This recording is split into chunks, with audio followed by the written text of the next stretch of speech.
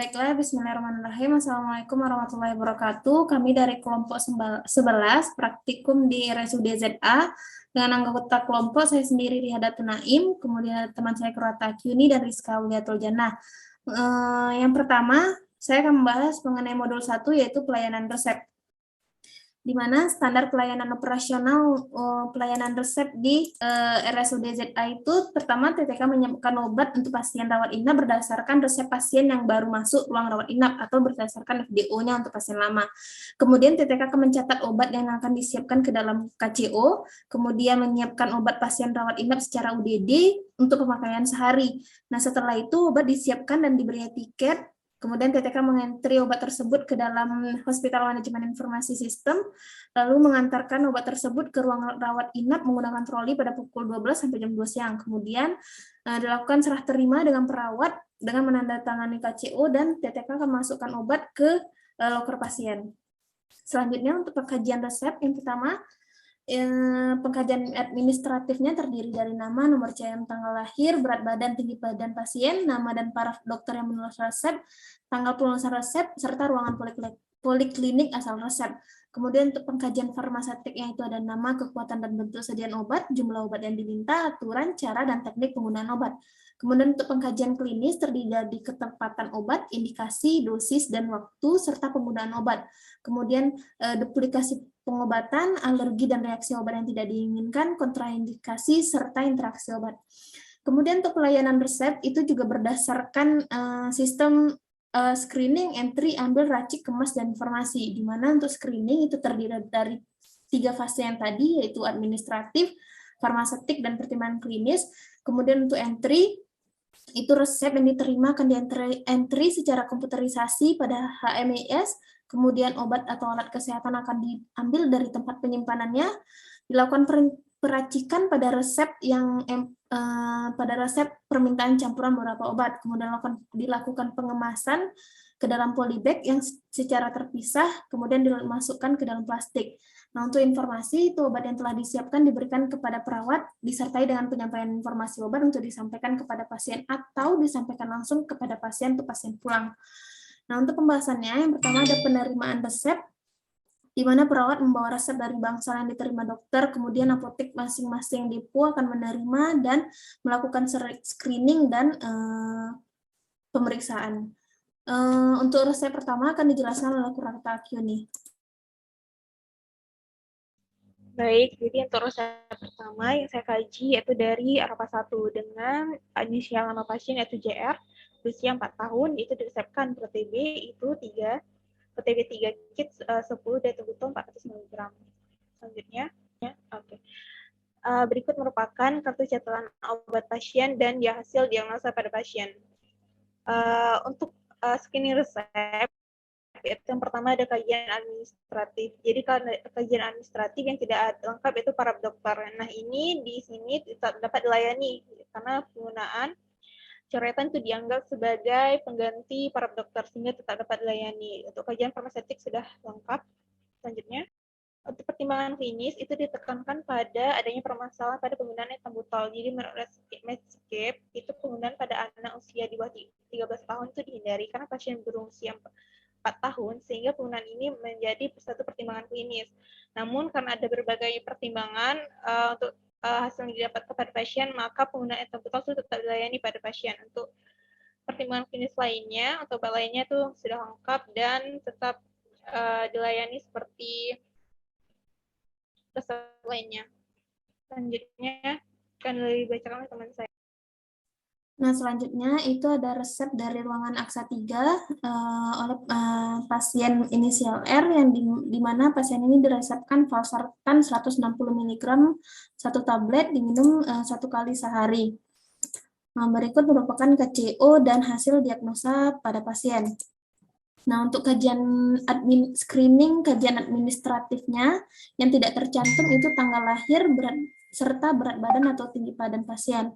Kemudian untuk kajian kesesuaian farmasetiknya itu semua sudah lengkap kecuali bentuk sediaan obat. Nah, bentuk sediaan obat ini sangat penting agar tidak terjadi kesalahan dalam pemberian obat. Kemudian untuk pertimbangan klinisnya Ketepatan indikasinya juga sudah tepat, di mana penggunaan valsartan sebagai obat hipertensi pada pasien gagal ginjal kronik ini sudah tepat. Valsartan itu digunakan untuk mengatur atau menjaga tekanan darah dari pasien. Selainnya untuk dosis, aturan pakai itu sudah tepat. Dan tidak ada interaksi dari obat tersebut. Selanjutnya akan dijelaskan oleh teman saya. Berikut adalah obat dari pasien berinisial W yang diterima di Depo Aqsa 3. Next. Berikut adalah kartu catatan obat dari pasien, di mana pasien diresepkan obat racik berupa mometasone dan juga Vaseline album yang digunakan sebagai penggunaan luar. Begitu pula dengan obat tiamisin dan juga dextroamethason, di mana untuk tiamisin ini bentuk sediaan berupa tablet, kapsul, dan juga sirup. Nah, pada peracikan ini digunakan obat kapsul, di mana berupa tiamisin 7%, di mana bentuk berat dari sediaan si dextroamethason ini 50 gram, sehingga 50 dikali dengan 7% dari tiamisin diperoleh 0,3 gram, sehingga nantinya akan diambil 0,3 gram tiamisin untuk diracik sebagai sediaan luar. Next. Untuk screening resepnya, yaitu untuk kajian administrasi tidak lengkap pada bagian tanggal lahir ataupun umur pasien, serta pada berat badan ataupun tinggi badan pasien. Untuk kajian farmasetikanya tidak tercantum bentuk sediaan obat, namun untuk yang lainnya sudah lengkap. Begitu pula dengan kajian klinis yang tidak tercantumnya itu berupa duplikasi penggunaan. Tidak ada duplikasi penggunaan. Kemudian untuk obat mometasone apabila diberikan secara tunggal, pemberiannya itu 1 kali sehari. Next. Berikut adalah diagnosa dari pasien.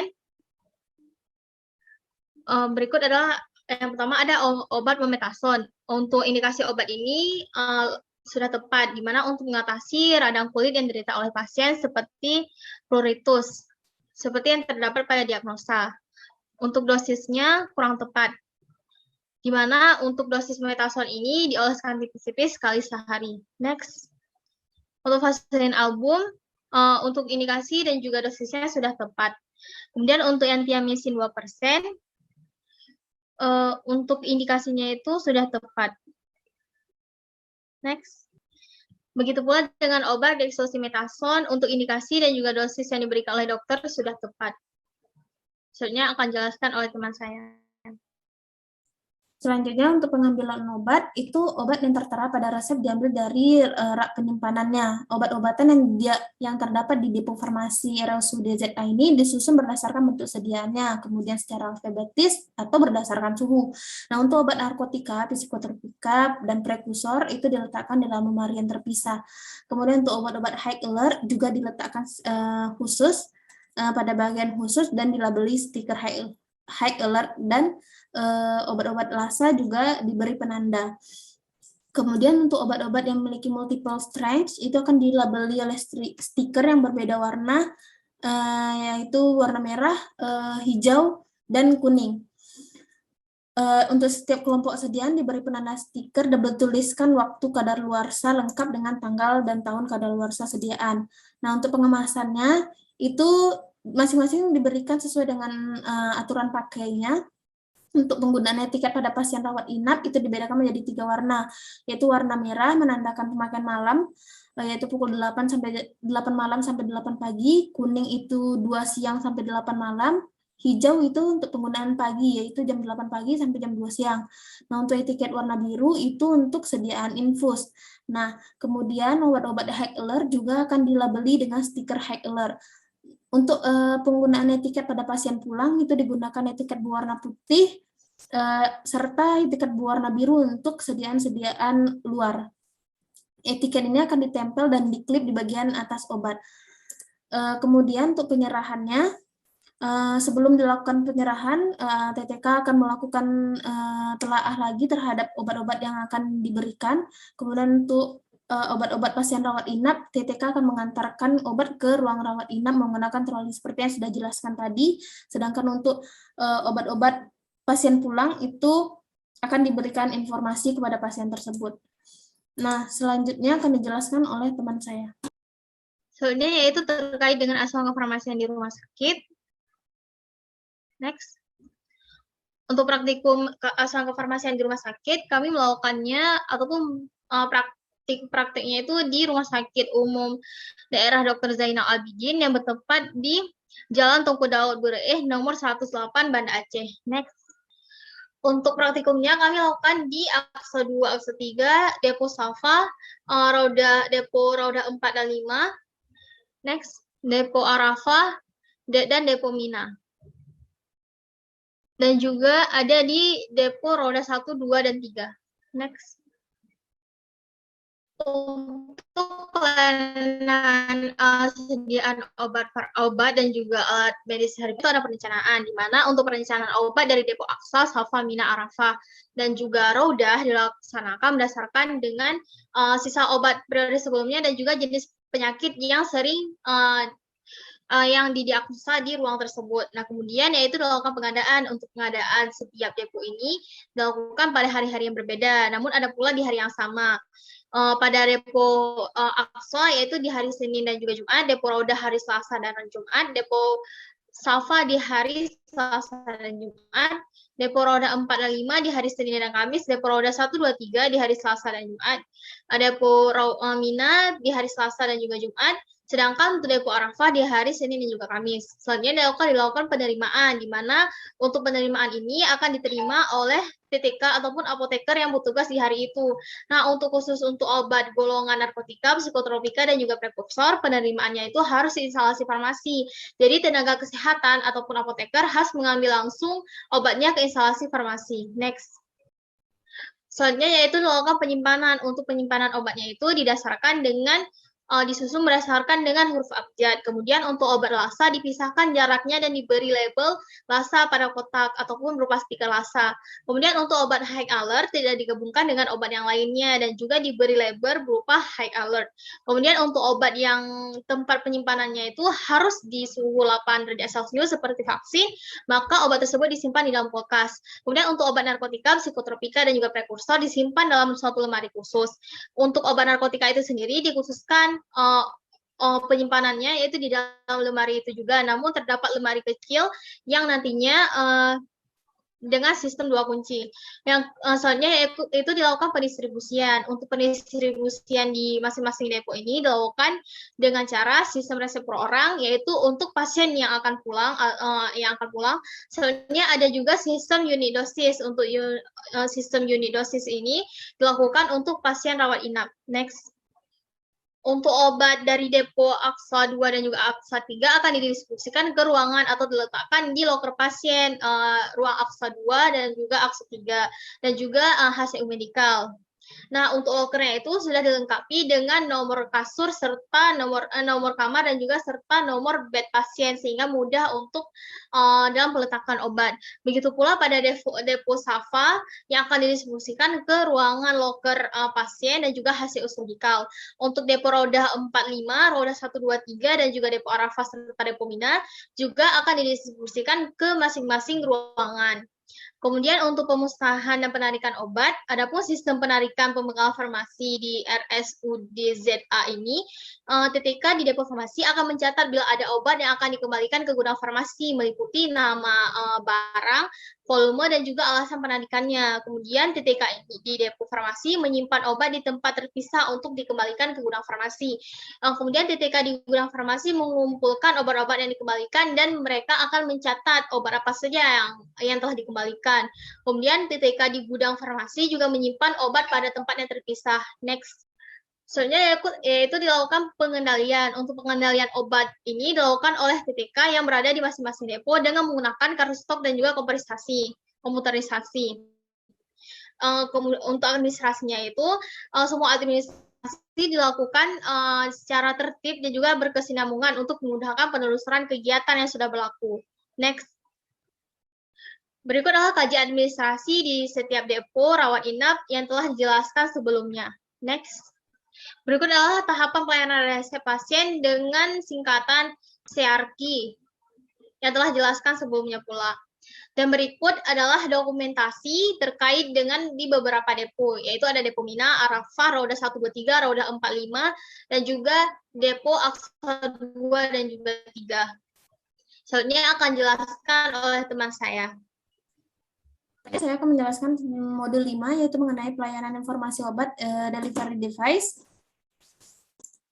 di mana berikut merupakan gambar dari contoh dari insulin pen, kemudian bagian-bagian dari insulin pen, kemudian juga penyimpanan insulin pen, lokasi penyuntikan insulin pen, kemudian penjelasan mengenai rotasi penyuntikan pen, di mana sumbernya itu dari Pedoman Teknik Menyuntik Insulin Indonesia tahun 2017. Kemudian cara penyuntikan insulin pen dan pembuangan limbah insulin pen. Kemudian untuk delivery device untuk asma dan PPOK seperti MDI, DPI, dan nebulizer. Mereka merupakan contoh dari DPI,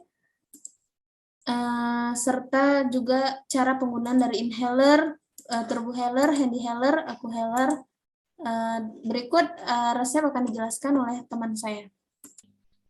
Baik, untuk resep sendiri saya ambil dari ruangan aksa 1 dengan inisial Ibu S, yaitu yang di resep ini pasien diresepkan yaitu penggunaan delivery device yaitu nebulizer. Penggunaan delivery device yaitu dofuramid. Berikut merupakan resep asli dan cashier pada pasien. Slide selanjutnya.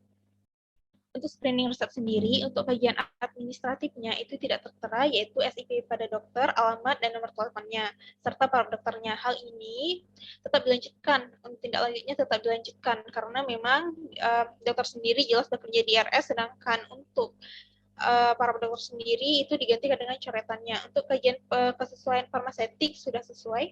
Slide selanjutnya. Pertimbangan klinis ini juga sudah sesuai. Slide selanjutnya. Jadi untuk pasien ini dia mengeluhkan kalau sebenarnya dia belum pernah menggunakan secara mandiri insulin. Jadi apa yang harus dilakukan yaitu mengedukasi pasien tersebut. Adapun edukasi yang dapat dilakukan yaitu diedukasikan yaitu pertama cara penggunaan novoramid sendiri, yaitu diberikan bersama dengan makanan baik sesaat sebelum maupun setelah penggunaannya. Adapun efek samping dapat diwaspadai penggunaan novoramid yaitu adanya hipoglikemi pada pasien, sehingga ini harus diwaspadai juga pada pasien tersebut. Nah, edukasi selanjutnya yaitu penyimpanan novoramid, yaitu tidak boleh di dalam lemari es atau diletakkan yang di dalam maupun di dekat dengan freezer serta dibekukan, serta terhindar dari sinar matahari langsung dan pemanasan yang berlebih. Lalu untuk penggunaan novoramid yang sudah digunakan itu harus disimpan di suhu ruang yang tidak lebih dari 30 derajat Celcius dengan waktu masa simpannya itu 6 minggu sejak pertama kali digunakan, serta adanya edukasi mengenai ini juga menyebabkan penurunan jadwal makan sehingga dianjurkan pada pasien untuk menghindari latihan fisik yang berat dan tak direncanakan. Selanjutnya akan dijelaskan oleh teman.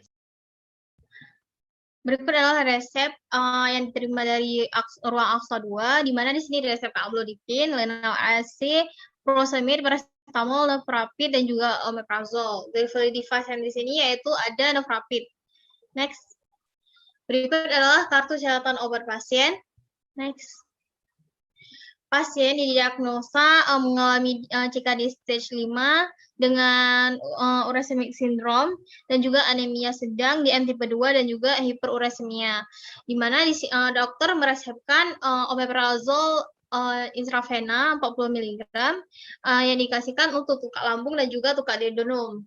Nah, untuk indikasi dari omeprazole itu sendiri itu tidak tepat, di mana sesuai dengan diagnosa pasien tidak mengalami tukak lambung dan juga tukak duodenum. Begitu pula dengan dosisnya, seharusnya dosis dari omeprazole itu sendiri 40 mg per hari. Next. Soalnya itu pasien juga diresepkan obat furosemid 20 mg, di mana indikasi dari furosemid ini yaitu untuk mengatasi edema yang didirikan dengan gagal jantung kongestif. Untuk indikasi dari furosemid ini yaitu tepat, begitu pula dengan dosis yang diberikan oleh dokter. Namun terdapat interaksi antara obat insulin aspart yaitu ada novoramid dengan furosemid, di mana interaksi antara furosemid dan juga insulin novoramid ini dapat menurun ke efektivitas dari kerja novoramid itu sendiri. Next. Selanjutnya yaitu ada obat paracetamol. Obat paracetamol ini diindikasikan untuk mengatasi nyeri yang dialami pada pasien. Nah, untuk mengatasi nyeri pada pasien ini, indikasi yang diberikan oleh dokter ini tepat untuk pemberian paracetamol, begitu pula dengan dosisnya. Tidak ada interaksi obat antara paracetamol dengan obat yang lainnya. Next. Selanjutnya itu ada obat allopurinol, yaitu yang diindikasikan untuk hiperurisemia seperti artritis gout. Untuk pemberian obat allopurinol ini tepat, begitu pula dengan dosis yang diresepkan oleh dokter. Next. Ada juga obat yang diresepkan oleh dokter berupa amlodipin, yang diindikasikan untuk hipertensi.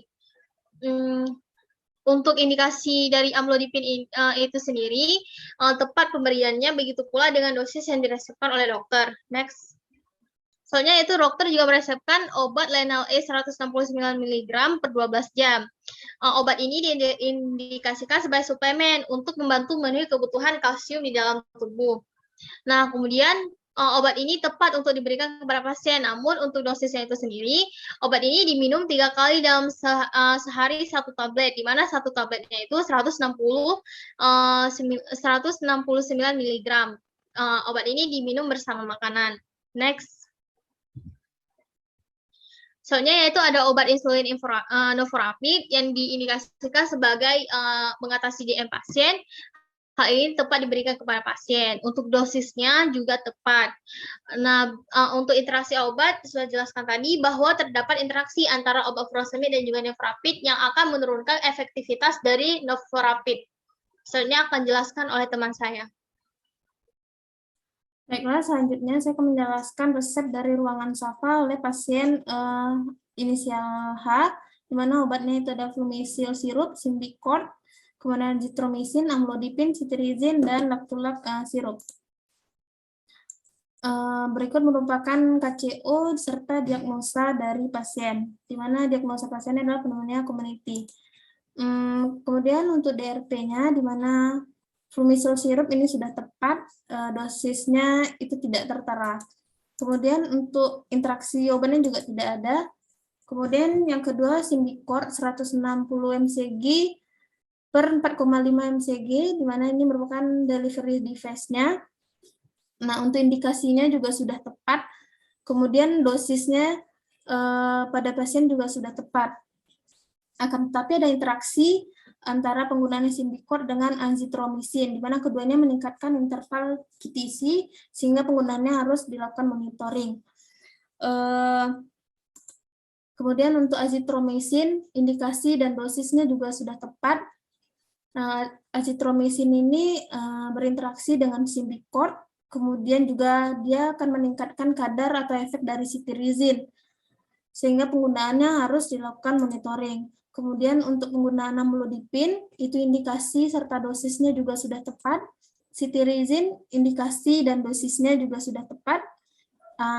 Akan tetapi, seperti yang tadi, azithromycin itu akan meningkatkan kadar atau efek dari cetirizine.